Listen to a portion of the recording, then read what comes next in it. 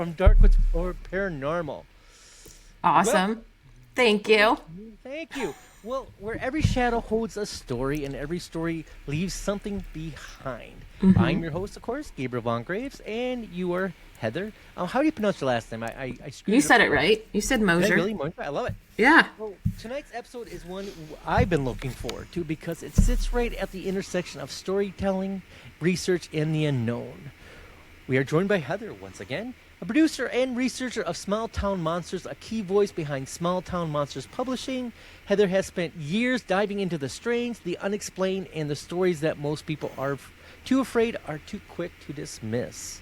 You may recognize her work from the feminine macabre or her voice on the podcast The Lore You Know, and of course as co-host of Monsteropolis. That's a cool name. I like that, Heather. Thanks. She's not just telling stories, she's preserving them, discussing them, and asking the questions that matter. And tonight, we get to step into that world with her. Before we begin, a quick thank you to those who support us, to Shaker Cigar Bar in Milwaukee, Wisconsin, where history, atmosphere, and mystery meet under one roof, and the Hudson House in Ironton, Minnesota, a place where the past doesn't always stay quiet.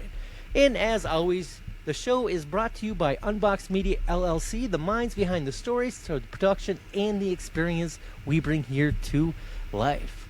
If you followed us for any length of time, you know we don't just talk about the paranormal.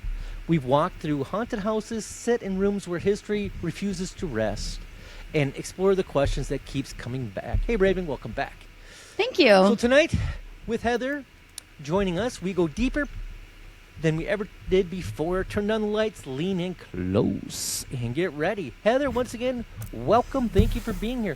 So you are a producer, researcher in everything paranormal. That's kind of cool. Not conspiracy theories, though. Totally or not. Yeah. Cover a lot of stuff. I guess conspiracy theories do come up once in a while in my work. It's just not where my interests are. You told me not to say scary. Yeah, I was fine. like, what did you do? And you said, see how I No, pivoted? I pivoted. What about the moon landing there, Heather? Nope. Nope. Okay. we already established. I was there. I was filming. My bad. Mm-hmm. My bad. Thank Yeah. We already talked about this pre-show. So, Heather, tell us a little bit of what got you started in the paranormal. Everybody, I believe, always starts at a young age. Something happened, but your story was probably more interesting than that. Well, whenever When I I was was little, yeah. So when I was little, well, I grew up watching Unsolved Mysteries, which always had my attention and fear. Yeah. So that, I don't know, that probably really jump-started things. But also, I grew up hearing stories from my mom about the house that she grew up in being haunted. So I guess it's easiest to say that whenever I was younger, there wasn't a question whether ghosts existed. Because, I mean, my mom said she had one in her house. So there was that. When your mom tells you that, I mean, you believe her because it's your mom. Right, Yeah, exactly. right? Yeah. Exactly. At a And young age. Yeah. yeah. And then whenever I got older, I looked into some of the stuff that she had said, and I was able to find an actual paper trail for like some of the names that she gave. So that was really cool to be able to verify some of that. But yeah, that's probably where it all started, was Unsolved Mysteries, growing up with my mom telling me that. When I was in elementary school, there was a kid in my class whose family had said that they had a Bigfoot encounter, and I thought that was pretty neat. I mean, a lot of people made fun of them at the time. I don't think that it would be that way now, but back then it was. You So can still make fun of Bigfoot if you'd like. yeah, no, not making fun of Bigfoot. Make fun of the people The that kid, saw or Bigfoot. the- yeah, yeah. they made fun of the family. Heather, crazy people. So yeah, just growing up with all of that, and it always just, I don't know, it kept my interest. And of course, as you get older, you kind of push away from things a little bit, try to explore other areas. But I always kept coming back to that. And I don't know, I always say when high school, it had to have been high school, when shows like Ghost Adventures started, and all the ghost hunting shows. And I was like, All of them. yeah, all of them. I was like, wait a second. There's a chance that someday I could go into these haunted places. I want to do that. So then that was my goal for several years until I was able to finally go and investigate. And then I investigate it as often as I can, which isn't as much as I want, but as often as I can. I was going to say, that's kind of... Well, it's the same thing. No, just that we all seem to have that same backstory in the way of like how Ghost Adventures, Ghost Hunters, like those kinds of shows really gave us all a voice. Like, oh wow, how cool is that? We all kind of, anybody that we've talked to, I think in this field has been like, wow, we want to try that. We want to go see that. We want to explore that. And Unsolved Mysteries, 100%, Heather. I remember that theme song. Yep. Like, it's stuck in my head all the time. Robert Stack, the creepiest man ever, but I loved him. I know. But Yeah. just what a wonderful thing that those shows actually did for not just us, but for people that actually had these experiences. Because you were talking about, the kid that had the Bigfoot experience, and then how back then he was made fun of, but now we're like, okay, no, this we accept this now. We accept this could be true for you because of those shows. We talk about that sometimes on the show, don't we, Gabriel? We do. And I also remember watching Crossing Over with John Edwards. I want to say. Oh, yeah. Remember that? I That forgot was a long about that time show. ago. Yeah, I don't even know whatever happened to him. We should probably look up and figure out. I think I don't know. He's still I think he's still doing his stuff. I think he's still around. I almost swear that I saw something the other day about him still doing his, what was it, psychic readings or what? I guess, what you call it, like mediumship? Yeah. Yeah, I Mediumship. never really watched him, but Sylvia Brown on the Montel show. Yeah. Yep. I watched her. That was my favorite time because the times that she was on, I was a lot younger. I'd be over at my grandma's house and she was watching all her daytime shows. And Montel would come on, and every once in a while Sylvia would be on. Williams. And I was like, oh, I this is my favorite. I just sit and watch her. But to look back now though, because some people will put clips together of her on like Instagram and stuff to go back and watch. It's hilarious where, they're like, well, I just want to know if my father's alive. He drowned. He's dead. Yeah. She is just like, brutal. Just She was brutal. Think about it. Yeah. A couple cases, I remember what happened to her in that kind of field. It's always, it is what it is sometimes. Mm-hmm. Yeah. You know what happened to her, right? She made a prediction and somebody took it to heart, unfortunately. Oh. Yeah. But, I didn't know that. But I personally I haven't met too many mediums, Heather, that I think really hit a lot of marks. I think I've hit a lot of mediums that are very good at reading people, and I would love to have mediums on that actually truly have a gift that is undeniable. But then again, we are researchers in a field which we can't prove. So, I mean, take that for what it's worth, right? But you, just like everybody else, kind of started at a young age, and the fascination, I feel, is what keeps us going, right? We're sitting in fields, our wet, damp basements, our housing with no plumbing, just to try to get evidence of something. What is that something, Heather, that you are trying to get? Man, I just want to be able to confidently, I guess, let me think. Nobody's ever really asked me that. Confidently know and have some sort of idea that makes sense to me. It doesn't have to make sense to anybody else. I'm not out to prove anything for other people with this. But something for me to be like, there's still magic out there. There's still another side. There's more than just what I physically see in front of me. And it would be nice. I mean, ideally in my world, it would be nice to be able to figure out how to kind of tap into some of that other side a little bit. So, yeah, that's what I'm looking for, I guess. Well, what is the things that we are tapping into? Like, we use REM pods, or I think the human body is probably a really good, solid instrument to use. I mean, we Oh, yeah. as a being can feel when something's off. We know instantly when you're talking to somebody, right? Or when you walk into a place and your body tells you to leave. I mean, what is Yeah. that we are able to tap into? I have often wondered if that's not a part of something that we have established many thousands of years ago as humans before we had technology to kind of dull those senses. We Right. just at this age, Sensitize us, yeah, absolutely. yeah, at this stage, we're just starting to kind of get that back because we're so Right. blinded with electronics. But you're right with the going into a location or anywhere. I mean, go out in the woods and just sit without equipment and just feel the area. I feel like that's been some of my favorite modes of investigating is just to be and see what I can pick up with my senses. But obviously it looks cool on camera All and the for flashing lights. new people to have the flashing lights and the sounds Right. and stuff. And I mean, my youngest daughter, I've gotten her some little pieces of equipment and stuff, and we'll set up mini ghost hunts. And it's always exciting if something, is triggered. But there's a lot to be said about what you can actually just feel on your own. Absolutely. So, do you think as somebody becomes more seasoned, they are less reliant on the technology? I would say so if that's their goal, because there's at least I don't get to hang out with too many paranormal investigators, but I do get to hang out with a lot of Bigfoot investigators, and and Why would you pick up it's part of my job, Oh, man.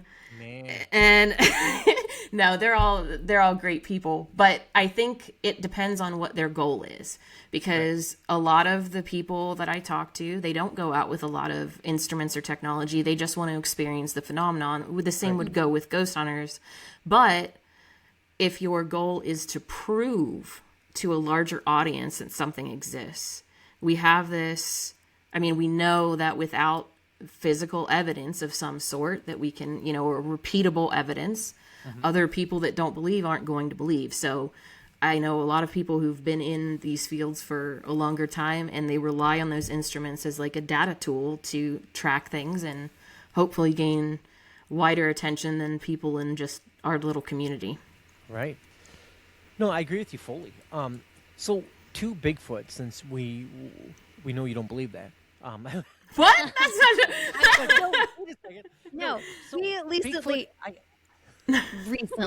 very recently, did Gabriel even admit that there was a possibility of Bigfoot. You can go back and man. watch all of our Darkwoods Paranormal episodes up until about 2 months or so ago. I don't even remember when exactly it was. And Gabriel, you can tell this story, but I just wanted to pop in here and say, don't let him fool you. He was anti-Bigfoot, definitely a skeptic.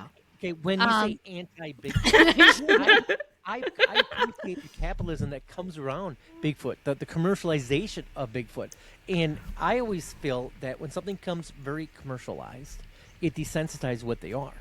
So, I mean, just today I ran to a big box hardware store and they had Bigfoot keychains, So, and I doubt Bigfoot posed for it. So, I mean, It's true. maybe. But So that's for I think when something everything. becomes so commercialized, I question the realism of it. That being said, Heather, I did have an experience of something that that seems to follow the pattern of Bigfoot. Is there other cryptozoology things that you want me to dispel for you? Well, no, I want to hear this story though. Yes, exactly. About I'm what like, happened. Oh, that- okay. Well, like that. You can't be like, oh, and also, sit on never back. mind. Let me tell you a little story. Sit back, enjoy. Well, it was about 3 o'clock in the a.m. I was going out to feed my cows, and I heard. I was over at the gravity trailer getting the feed through buckets, and I heard 3 knockings of wood. Now, for me, when you're out in an area so often, you understand the environment, you get to feel the environment, and you know when the environment is off, right? You literally become the environment because you do it as a pattern every day. So, when something's off, you stop and you take notice. I heard three pieces of wood, like knocking, like knock, knock, knock, and it was that. It was so distinct. It wasn't like something falling. It really was somebody literally doing that. And I live in the middle of nowhere, and I say that because there's Amish people around my area, stuff like that. But at 3 o'clock in the morning, they're just trying to catch some sleep before they work their ass off when the sun comes up. Yeah. And then I was walking to the woods where kind of my field is, and my barn is, and I heard a bunch of. They sounded like monkeys. I'm serious. Like monkeys. They're all over the place, right? I thought, what is going on here? And I looked it up, and owls sometimes make that noise. So fast forward about 6 months later, I'm sitting in Kansas City visiting a friend of mine, David, and he was showing me videos of these people that go and research Bigfoot, and that same kind of monkey sound was what they're capturing. I'm like, Dave, I heard that. He goes, Gabriel, you had an encounter with Bigfoot. I said, no, brother. I said, somebody's just messing with me. He goes, no, man. So we were sitting around watching these videos, and then all of a sudden, a lot of the three knocking the woods and kind of this, because there was something off when I got out in that area. I could feel that I wasn't the only one there. And to me, it was kind of alarming because usually I walk out, no big deal. But at this time, there definitely was something there. But that was my Bigfoot story. I didn't really see him. We didn't sit down and have coffee or post pictures, anything like that. But, that was my Bigfoot story. Was it worth awesome. it? Yeah, it was. That was awesome. Thank you, Heather. Thank you. Have you had a Bigfoot encounter at all? So I haven't seen one, but we have had, I also live out in the middle of nowhere. And we have had... It's the best place to live, don't you think? I agree completely. We've had... People suck. I'm just saying. It's true. We've had activity here throughout the years. She doesn't even look at the camera. She's like... And, yeah. Well, I mean, I always tell people when we're out in the woods that my biggest concern is not so much an animal or a cryptid, it's another person. Absolutely. So, but yeah, we've had activity here on the property, so much so when we first moved here, actually, that we filmed some of it. And there is a series on YouTube called The Bigfoot Project on our Small Town Monsters channel. I actually watched that, and that's how I actually gave that information to Raven. Like, listen, you got to this on. This was cool.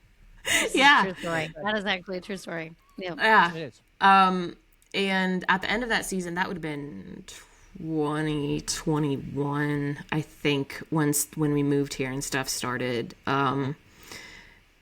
But then everything died down, and oil and gas companies had come into the area, cut down some trees, dug up a bunch of stuff. Everything got quiet, but stuff started again last spring. It had been a few years, so I'm guessing that whatever is starting to come back into the area more.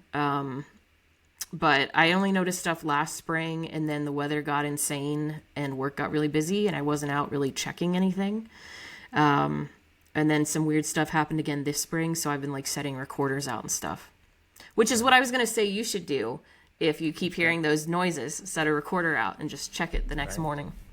Well, I've seen on my property, I've seen bear. We have big cats, you know. And we have the occasional donkey loose and livestock because it's a ground farm. Yeah, that's true. Yeah, I've seen coyotes. I've been coming home late at night and there's a random cow just sitting there eating my wife's roses. Right? It is what it is. Yeah. Hey, what's up? But so what do you think? Why do you think the activity slowed down at your property? Was it the attention of other people? Or do you think them disturbing the ground? I think it was a mix of two things, because stuff started to wane pretty heavily around November when gun season started for deer. Right. And people around, like everybody around here hunts. So I would think that was the starting point. And things just slowed down through the winter, and then by the following spring is when they had started digging and cutting trees down and stuff, and then things just went silent after that. So I just assumed that it was, their area was disturbed. There were more people there than normal. I mean, when we were here filming, I think the reason we got activity is because there hadn't been many people around. And it was more of a curiosity thing on their part. Oh, okay. So, because that seems to be like a common thread when it comes to Bigfoot, is that they're curious, especially the ones that they consider juveniles, the younger ones. They tend to be the ones that are just like human teenagers. They don't think things through completely, and they go places that they probably shouldn't go. So, Like a child, right? yeah. So, I think that that's kind of what we ran into there, is that we were in an area where people normally hadn't been out in the woods and checking things out here, and then they were young ones that were around at that. Then stuff got carried away with everything being cut down and everything disturbed. And I mean, I don't know. I never talked to the workers in the area, because I've also heard over the years that when they start projects like that, that activity will ramp up, just like rocks being thrown at equipment, stuff being messed around at the job site. But I never spoke to anybody to ask if anything like that happened. But What makes you think that, or what have you noticed that you think activity started again on your property? So last spring, what kicked everything off, at least for me to notice it, was that there was a total lunar eclipse, and it was supposed to be at totality at like 2 or 3 in the morning, something like that. So we'd all gone to bed, set an alarm, got up, and we walk outside, and we're looking at the moon, and then we're hearing this howl that would last like 10 seconds at a shot. And it was ridiculous. I picked up my phone, because that's what I had with me at the time. I picked up my phone and started recording. Handy dandy phone. Yeah, I didn't have a recorder, so that's all I had. And I just held my phone there and got some of it recorded. And but this went on for, I don't even know, 45 minutes or so before we went inside.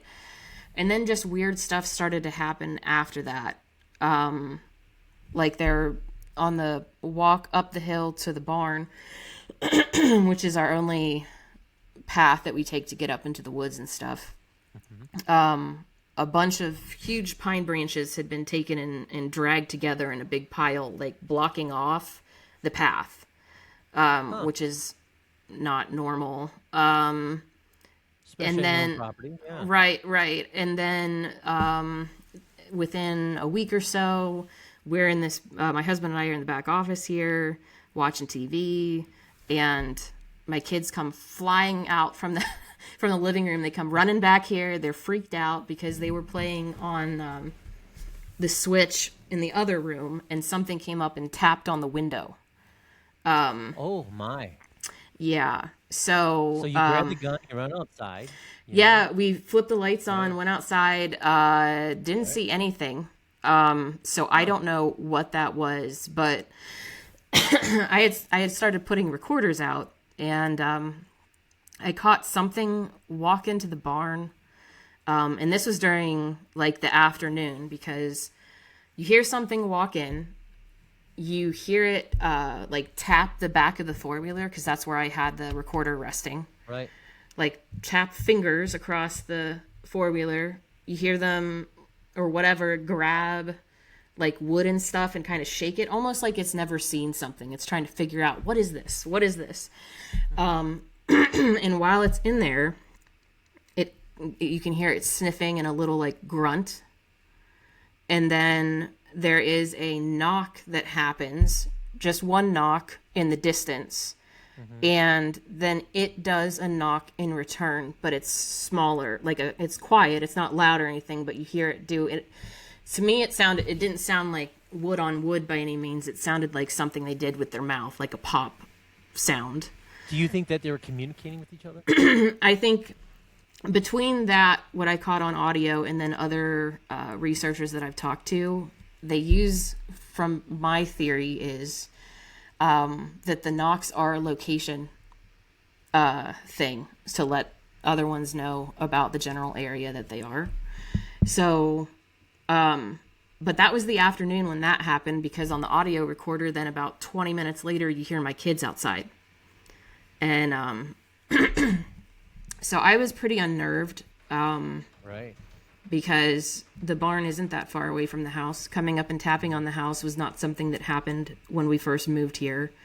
Because all of the activity that we had dealt with while filming was back on the back side of the property, not up by the house. So the fact that things were coming close to the house, I wasn't a big fan of. I even told the kids, just be careful when you're outside, because if it's if it's an animal that's, they're coming close to the house, that makes me nervous. But if it's a person, that makes me even so much more nervous. Very ballsy, by the way. Yeah, exactly. Yeah. Right. So, but then it started raining and it seemed like it never stopped raining. And then I wasn't outside. We just went through that. Yeah. So that was how things kicked off last year. I didn't even go back to the back cabin where we filmed most of Bigfoot Project when all of that was going on, because it was just here. So I didn't go to the back to see if anything was happening there.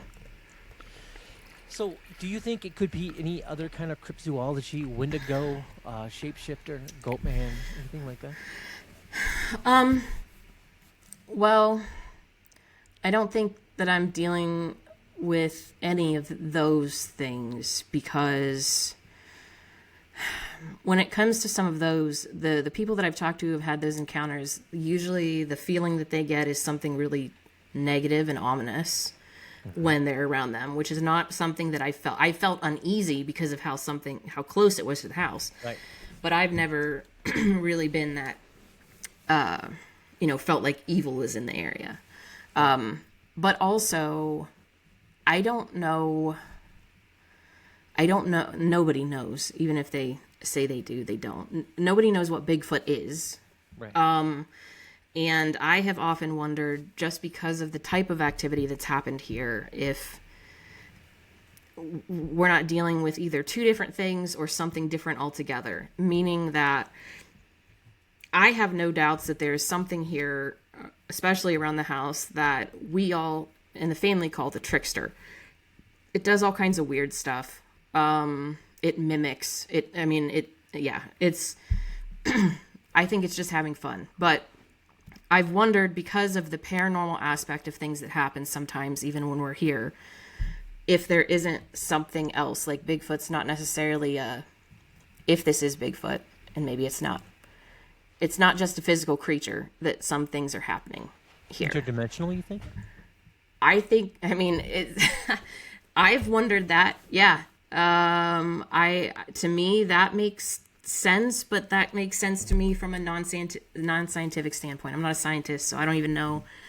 But I mean, to me, it makes sense based off of some of the stories that I've heard from witnesses who have actually seen it, and then it just like disappears, or it fades away, or whatever. If we're getting glimpses of things from another dimension, or to me, that would help explain some of these hotspot areas where everything is just going off the charts.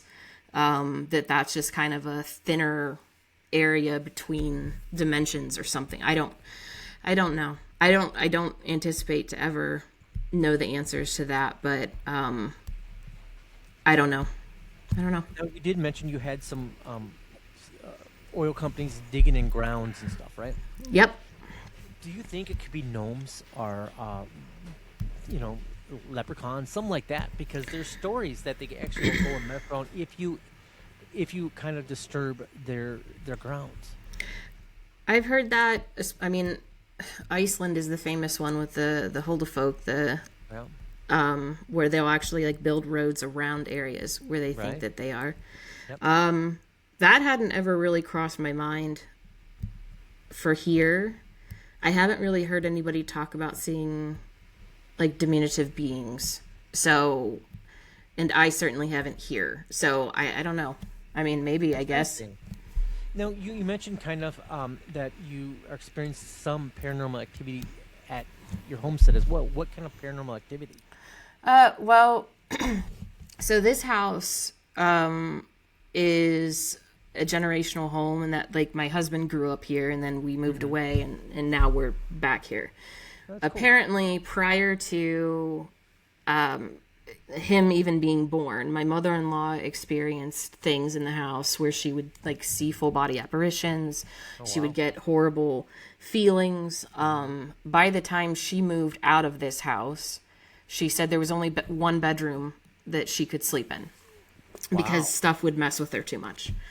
After we moved in here, I had not told the kids about any of this because I didn't want to freak them out. I mean, it's your house. You have nowhere else to go. So yeah, you want to feel safe in their space. Right. So, but what we ended up having happen shortly after moving in were things like shadow figures coming in the doorway or leaning over the bed or that whatever the trickster thing is, we would hear each other even when no one else was home. Isn't that the craziest thing when they mimic a voice that's close to you? Yeah. Yeah. Well, what ended up happening one morning, I was packing up to go on a shoot, and my husband and the kids were already at school. So I'm the only one in the house aside from the cats. And I'm finishing up packing, and I hear the kitchen door open. I hear my husband yell for me from the kitchen.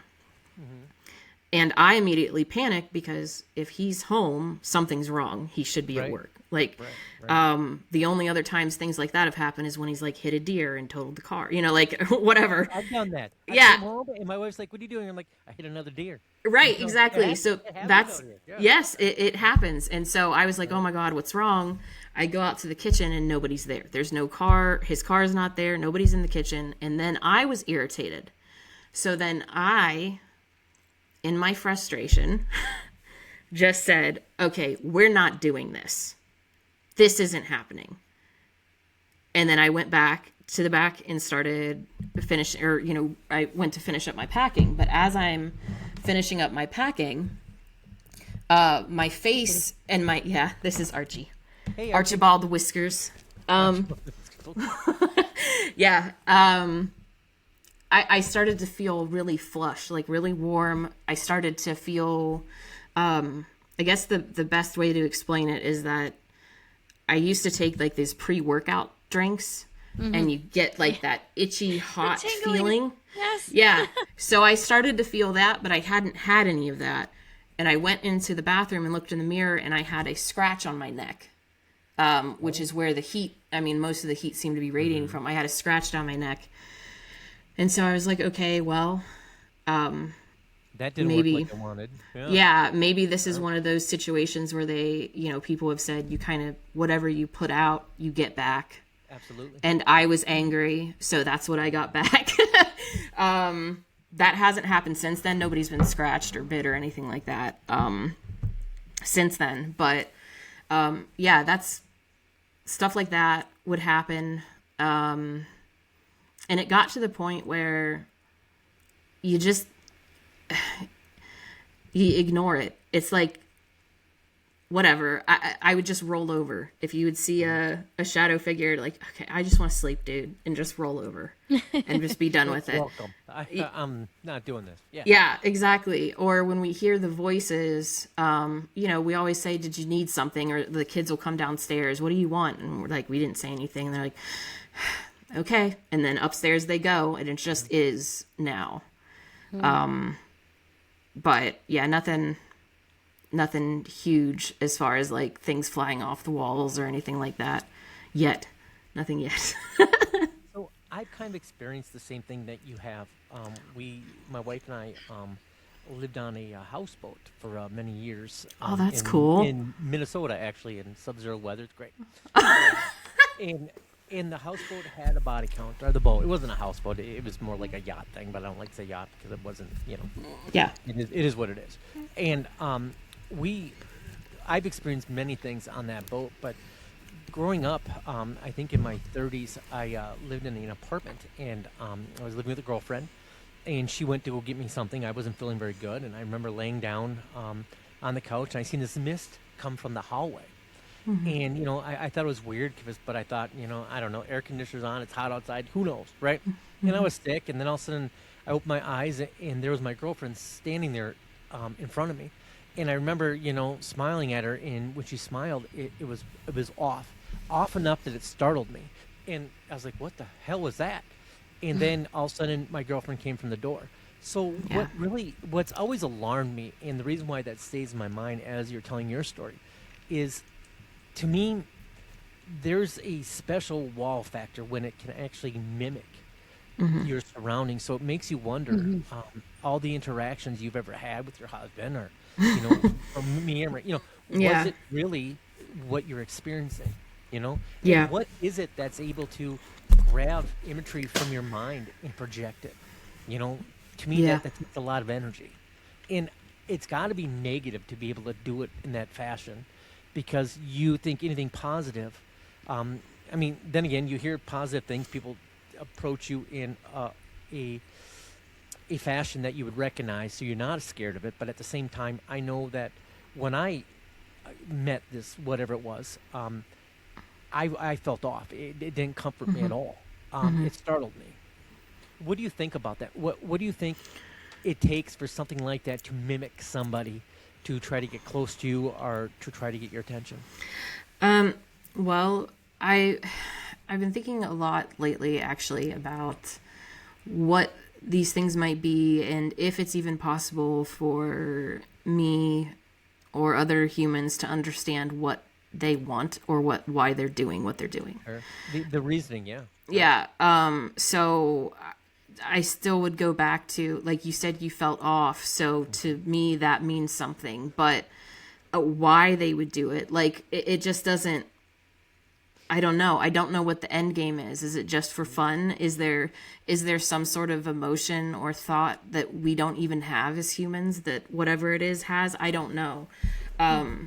But it is another level to mimic in that way versus just making a thud sound in the next room. Right. So it seems like, to me, it in my brain, that means it would have more energy, or at least maybe has the ability to harness energy better, which then leads me to thinking that some of these things might be older than others. Sure. I was just watching I don't know if you guys are familiar with Sam and Colby. My Yeah. daughter is in love with them. And so today they had a new episode today, and they were at some place in Australia. And one of them, I don't remember who, but whoever they were with, somebody mentioned that the spirits there may not know the equipment that they brought.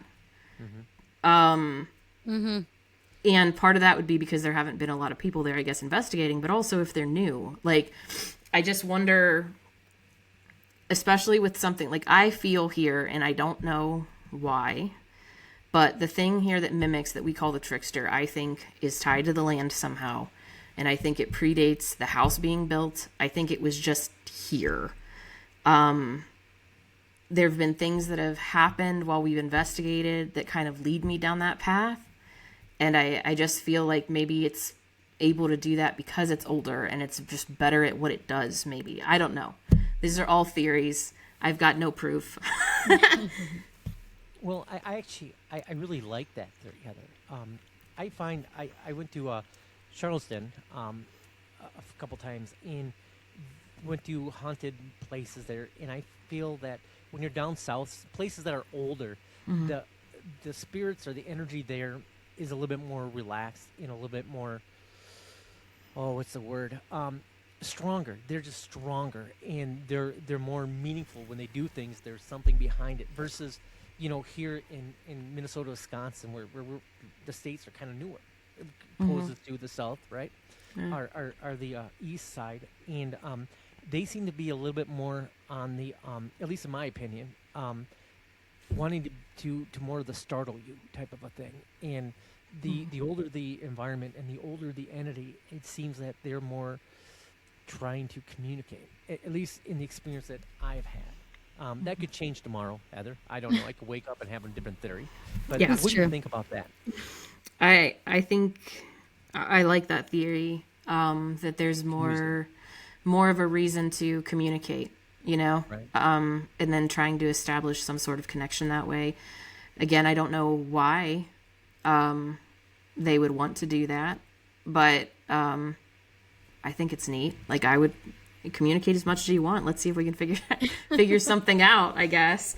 But yeah, I do wonder also when you talk about these places down south versus like where you are, or maybe even where I am. I think another factor of that is population density. Oh, sure. And having the extra energy from other people, having, I mean, some of these places in Charleston, I mean, everybody knows like Charleston, Savannah, all these are like haunted. Beautiful. So, place. yeah. So you go there. A very good place to eat, and it's Yeah. haunted, you know? Yeah. You go there. There are people that go there looking for that. Right. And so that energy is being put out there more. Like these places are, it's just a self-perpetuating thing. It never stops. Salem, Massachusetts. I mean, people are always forever going to go to Salem for some sort of paranormal occurrence. And I don't think that area will necessarily ever really wane in activity because of that. And I think that part of that is because of what we bring as humans energetically that kind of imprints into a place as well. We've talked Can about I ask that you, do you before, have actually. weird dreams and stuff at your house? Do you think your environment infects your dreams? I have had some pretty, yeah. I mean, I have pretty vivid dreams anyway. But since moving here, there have been a lot of nightmares, which I have just in turn sometimes taken and put into like short story form. Because I'm like, listen, if it's scary enough to freak me out when I wake up, maybe it's scary on paper. Sometimes, though, just because something freaks you out in the dream, once you put it down, you're like, well, that's stupid. Why was I so scared of that? That doesn't even make sense. Nothing. Jeez. Yeah. Right. But no, I've had some dreams that are odd, but I don't know. I don't know if it's. I guess some of the ones that are more negative have been since I moved into this house, but it's not it's not an everyday thing. Thank goodness. Right. I'm sorry, you're about to say something. Oh, just that we've talked about that before, like projection, like kind of how Heather was mentioning. Some place like Salem, Massachusetts, for example, you're going to go into that place, you're expecting these things to happen because of the history of it, because everybody thinks it's haunted. Well, because of the history of it. So we've talked about that several times, just about, somebody going into a place and just expecting it to be haunted. They might actually project that and actually create it, almost like a poltergeist or whatever. So I love that you brought that up, just because we think that could be a high possibility that you're manifesting it yourself into a haunted location. Do you believe in that, Heather? Is that something that you believe is possible, that people or so much energy going into a place can actually create something that might not necessarily be a haunting, but just the energy? Yeah, I think that there's layers to that. I definitely think that we can bring energy to a place, and I'll come back to that. But I also think we need to be aware of when we're wanting something to happen, that our brain will just make it happen sometimes and interpret things as what you want it to be. So we could be creating something out of nothing. But when it comes to bringing energy to locations, it reminds me of there's a place here in Ohio called Madison Seminary. And all kinds of, it's one of the few locations that I've been to multiple times that every time something happens. Because that's another thing that you don't see on these shows, is that you spend a lot of time doing nothing and nothing happens. And sometimes that's the entire night. Nothing happens. But you got to spend time in a cool location with some really awesome people. So it's worth it. But a place like Madison Seminary,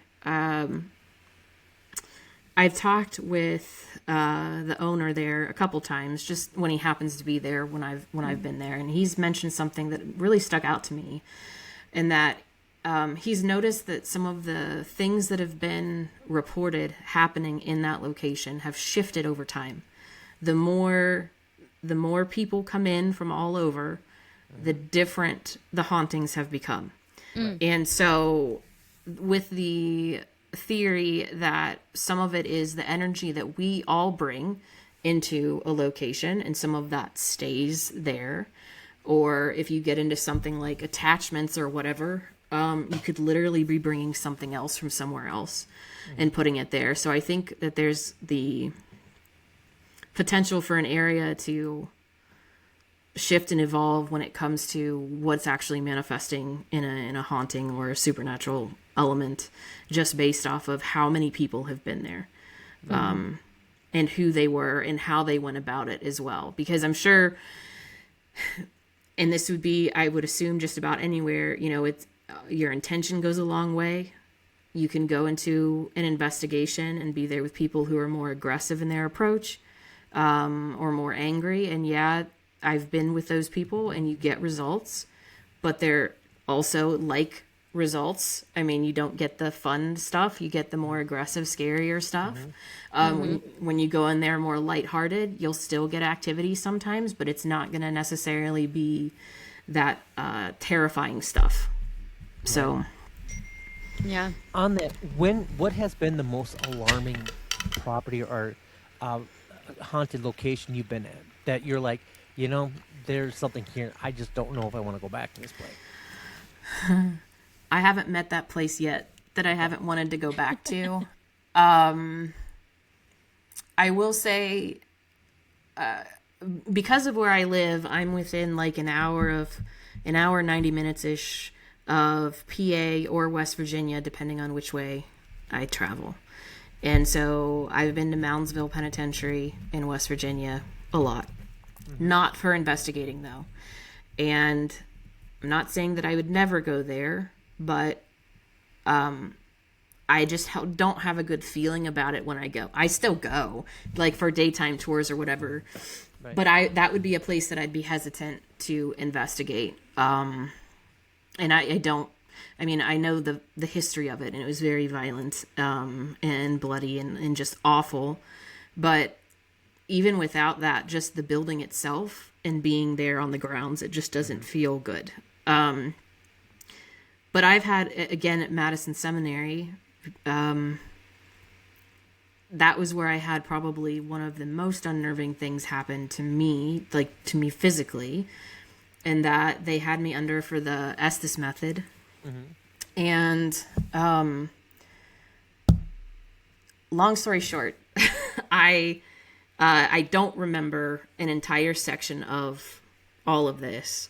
Wow. Where apparently I had opened my eyes, like they shone a flashlight at me, and I looked at them, opened my eyes, and started threatening them, some of the people that were in the room with me, and just saying really awful things.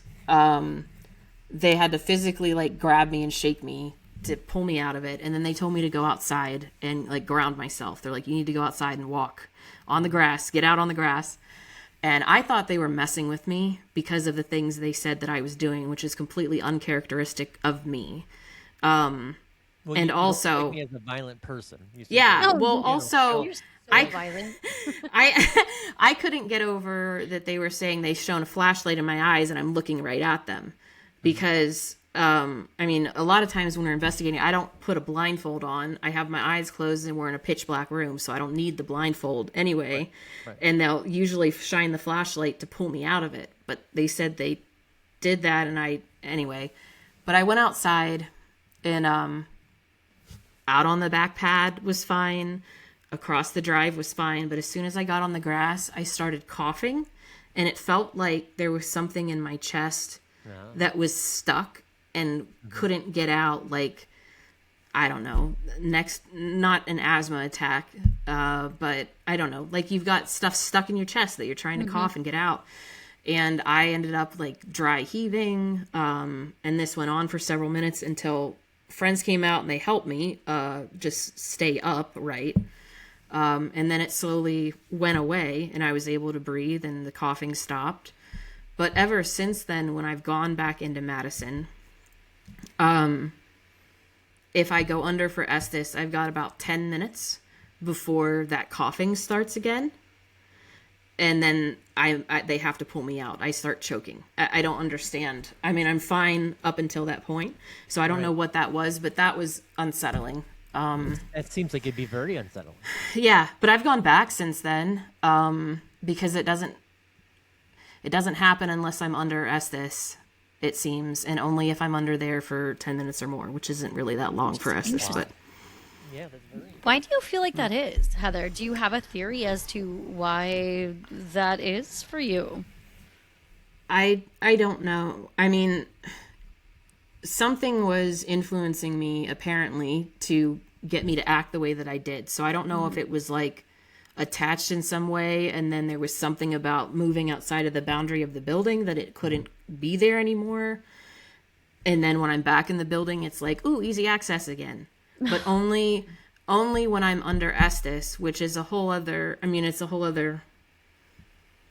like a state of meditation, I guess. You're opening yourself up anyway to have that communication. So it probably makes it easier for whatever is there that likes to do that to be like, oh, okay, now's my time. That's true. I never even thought of it that way. Like, it is like a state of meditation. I don't know if you've ever gone into like a meditative state where like you can just kind of, it's weird if you get into that deep meditation, which I haven't done in a really long time, but you can kind of do that. Your brain does this, I don't even know. I want to say astral project, but not really. It's very, very interesting. So, wow. Yeah. Heather, what is the most alarming place you've been at where you have you ever dealt with like something a little bit darker than paranormal? That you're like, you know what, there's a demon here, and I don't want any part of it. Not that I can think of where I've felt like in danger, like, or I've never really felt a sense of evil. I will say that the most, I don't know, something was off the other night here at the house. I like talking about your house. I like it. Yeah. It was a really weird situation. It was just last week. I was upstairs and I was talking with my youngest daughter, and we heard the cats fighting outside, because we have outside cats. Of course, it's a farm. People just drop cats off. Well, they're good for mouse control. Yeah, that's true. But we heard, and the one cat that's outside is older, and it sounded like him and another cat fighting. And so I wanted to go break it up because he is older and he's a sweet kitty and doesn't deserve to get his butt kicked. So Right. I went downstairs and I flipped the light on and opened the door. Now the light outside, it doesn't really go very far. It's just like right by the door. It's not one of those big floodlights or anything. But I open the door and I go outside and I see what I'm assuming is a cat I've never seen before.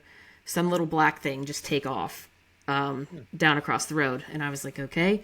I'm looking around. I don't see Squeak anywhere. So I just stand there. Squeak. His name's Squeak. Yeah, because he doesn't meow. He squeaks. Right. Sure. Yeah. I like it. Yeah. So I'm looking for Squeak and he's not there. But I'm just standing there kind of looking around and waiting to see if, I don't know, the cat or whatever comes back. And the peepers and the frogs and all of that are going nuts because it's finally warm and they're just going crazy. It's loud. I mean, That's so a loud. comforting sound, I think. It is. And it's so loud that you can Right. hear it in the house. You don't even have to have the windows open. You can just sleep with that nice melody. Oh, yep. Anyway, so they're going nuts. Squeak eventually slips out from underneath the steps and starts rubbing against my feet. So I go up and I'm almost to the door. And then everything goes silent. And like the peepers stop, everything. And then Squeak, when I look down at Squeak, he is facing across the road by this pond. And his fur is fluffed, like really puffed up. And he's stiff. He won't move.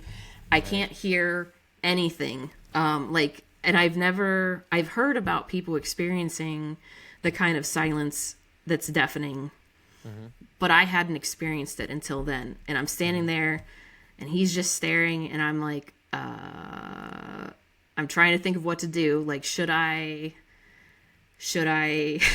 yell out? Should I run and get a flashlight? I don't know. And then as I'm watching him, because I'm trying to take my cue off of him, like I already feel not overly safe, but I'm thinking, yeah, but I'm watching the cat and then all of a sudden his head flips from across the road. He goes to look to the front of the house, which is closer to where we are.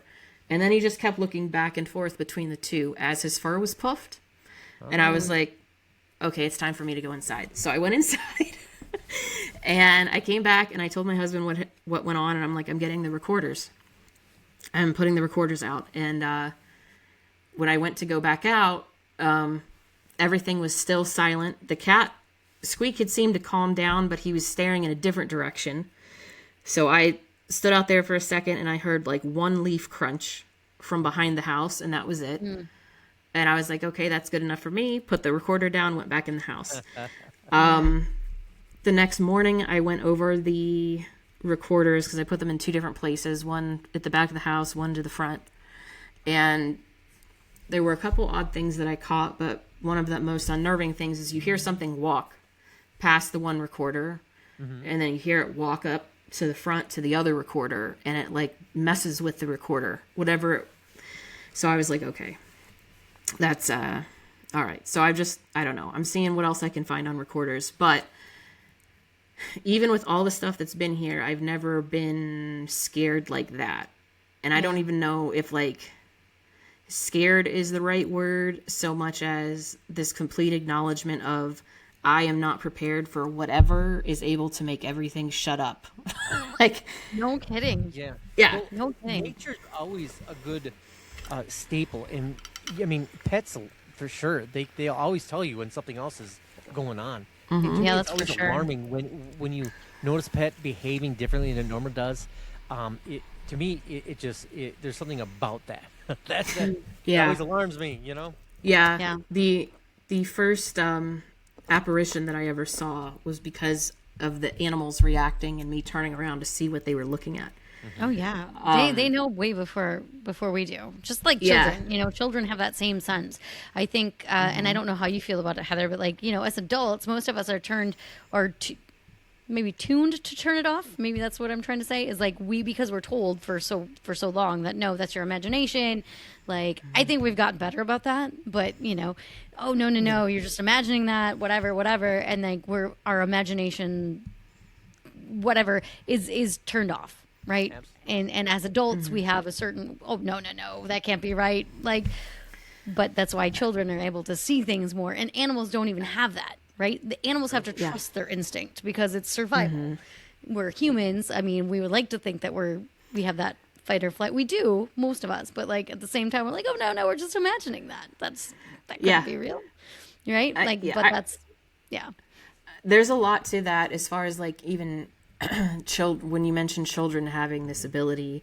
When I was younger, there was this program at the school where they would take the younger grades and they would give them these what they considered future real world problems, like major issues that they could foresee coming, and they'd give us these problems and say, what do you identify as, or a scenario, what do you identify as the biggest potential problem, and then how do you fix it?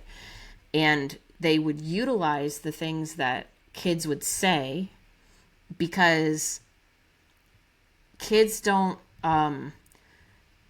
they're too young to have in their head like, okay, well, that's a possible solution, but no, that'd be too expensive, or that's too outlandish, or whatever. They just think purely for okay, but this could solve the problem. And then we'll worry about how we get to it later. They're not thinking that far ahead. They're just like, well, it's clearly this issue, and this is clearly the solution. And there's a reason that they had the program for the younger children Right. to do that, because they still have that ability, where adults, we just know, well, politically, that's going to be difficult to pull off. Or, like, we're not all going to agree on this, I don't think, and they just throw it out without even trying it. Right. And I think that that's just another facet of things that kids have the ability to do until society tells them otherwise. The world comes So, and beats them I was up, gonna and say- Yeah. Should I just ask younger? I was gonna say I could ask my kids, but my kids are now too old. They're already. It's too old for that. They probably already got that in their heads. But I'm gonna find some. This sounds weird. I'm gonna find some younger children and ask advice from now on. What do you think I should do? They're like 5 or whatever. What do you think I should do? Oh, go do that. Okay, great. We're going with that. Yeah. Maybe that's the next way we do it. Maybe. Heather, it's been awesome talking to you. Yeah. Where can people find you for your programming, your investigations? Where do people find you at? Well, you can go to smalltownmonsters.com and see kind of all the things that we do at Small Town Monsters, or YouTube. We've got a ton of stuff on YouTube. Every week we're putting out hours of content. So look us up on YouTube. Right. Our next project that's coming out, like our next movie that's coming out, is From the Beyond, High Strangeness in the Bennington Triangle. That comes out later this month, April 28th. Yeah. I'm all about the Bennington Triangle. Yeah, I'm looking forward to see how people react to that one. But personally, you can find me on Instagram. I'm under Pagan Historian there. I'm also on Facebook, but there's more than one Heather Moser, so I can't guarantee you'll find me, but you could try. And your podcast. What about your... Yeah. Oh, your We have podcast. to shout out your yeah. podcast. Heather, Yeah. what's going on here? I've been so busy with so many things filming wise. We're behind on the podcast right now, but you can still find it. I mean, it's The Lore You Know. I talk to other storytellers and folklorists, and just I just like to sit and hear people tell stories, right? But that's The Lore You Know. You can find it on any podcatcher. Monsteropolis is Seth Breedlove, Mark Matsky, and I. The old episodes, like years and years ago, I wasn't involved with STM yet, so it's just those two. But it's any topic, like cryptid related, usually, and then we talk about it. There's a lot of banter back and forth, but it's just it's a lot of laughing, a lot of fun. So. Well, I want to thank you very much for taking the time out and talking with us today. Thank you very much, Heather. Oh, thanks for having me. It's been great. Yeah. And just like that, another story finds its place in the dark woods. Once again, thank you, Heather. Not just for joining us tonight, but for the work you continue to do, preserving stories, asking better questions, and reminding all of us that the unknown isn't something to fear. It's something to understand. I think that's very important. And to everyone listening, watching, and joining us live tonight, we appreciate you. Thank you for joining us. Because this space we built together, it only exists because you're willing to explore it with us. If tonight's conversation sparked something in you, curiosity, memory, maybe even a question you can't quite explain, hold on to that. That's where the journey begins. Be sure to follow us across all platforms and stay connected to darkwoodsparanormal.com and where every destination, every story, and every voice matters. Once again, thank you to Shaker Cigar Bar in Milwaukee, Wisconsin, and the Hudson House in Ironton, Minnesota, for standing with us as we continue to explore the spaces where history and mystery collide. And to Unbox Media, without you, we wouldn't be here. I am Gabriel Von Graves, that is Raven Knight, and Heather Moser, thank you very, very much. And until next time, stay curious, stay aware, and do stay safe out there. Heather, do you mind holding on just for a couple more minutes? Absolutely. Thank you, man. Thank you.